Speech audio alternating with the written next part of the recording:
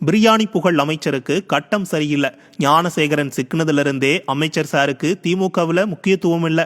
Walking போகும்போது கூடவே கூட்டிட்டு சுத்தின சிஎம் சார் யாரந்த சாருங்கிற ஒரு கேள்விக்கு பதில் சொல்ல முடியாம அமைச்சர் சாரை அத்து விட்டுட்டாருன்னு உடன்பிறப்புகள் சொல்றாங்க.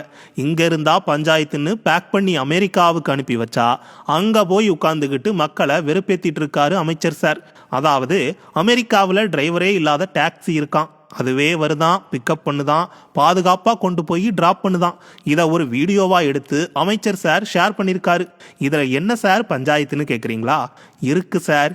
சென்னையில் மெட்ரோ ஒர்க்கு, மழைநீர் வடிகால் பணி, சிங்கார சென்னைன்னு பல திட்டங்கள் அறிவிச்சு ரோட்டையெல்லாம் குண்டும் குடியுமா ஆக்கி வச்சிருக்காங்க. எல்லாம் கமிஷனுக்காக உருவாக்கப்பட்ட திட்டங்கள். கமிஷனை வாங்கி கல்லாவை நிரப்பினவங்க எந்த வேலையையும் உருப்படியா செய்யலன்னு மக்கள் சொல்றாங்க. ரோடெல்லாம் குண்டும் குழியுமா இருக்கிறதால நல்ல அனுபவம் இருக்கிற டிரைவரால கூட வண்டியை ஒழுங்கா ஓட்ட முடியல. அடிக்கடி ஜனங்க கீழே விழுந்து கை காலை உடைச்சுக்கிறாங்க. சமயத்துல உயிர் கூட போகுது. திருவான்மையூர் பக்கம் ஒரு கார் திடீர்னு பூமிக்குள்ள போனதெல்லாம் பாத்தீங்கல்ல. இங்க கட்டமைப்பு கன்றாவியா இருக்கும்போது அமைச்சர் சார் சொகுசா அமெரிக்காவில் உட்காந்துட்டு அந்த ஊர் பெருமையை வீடியோவா போட்டா ஓட்டு போட்டு வரி கட்டி அரும்பாடு படுற ஜனங்களுக்கு வயிற்றெரிச்சலா இருக்குமா இருக்காதா? சாலை வசதியை கூட ஒழுங்கா செய்யாம விஞ்ஞான ஊழல் செய்யறவங்க விஞ்ஞான வளர்ச்சி பத்தி பேசுறாங்கன்னு மக்கள் புலம்புறாங்க.